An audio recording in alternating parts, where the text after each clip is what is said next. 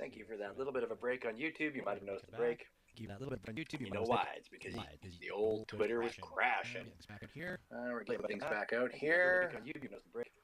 Why? Because the old Twitter crashing. Things back out here. All right. Okay, let's get Willie up here. Okay, let's get Willie up here. Get co-host invites. I hope so. I'm just gonna bring Bill right now. Kind of cut off and Bill. I just stopped talking. Oh, all right, okay. Yeah, I was trying to push screen and concentrate once. Hey, deal with it here. All right, let's do microphone build flavor. Can you accept when you have a second fiddle? You're here. Are we better now or hyper better now?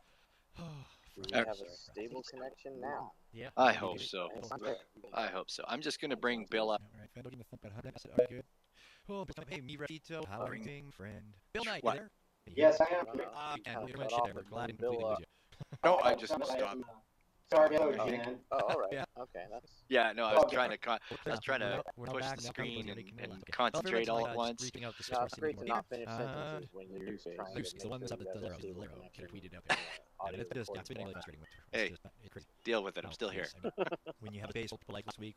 All right, Bill, I sent you a microphone, Bill. Hopefully everything's clear and you can accept that microphone when you have a second. Fendel, you're here. Everybody got thumbs up. Are we better now? I hope we're better now. Mr. Bill Knight, thank you for being very patient with us. Very to hear from you. If you don't mind, though, a little intergen as we watch.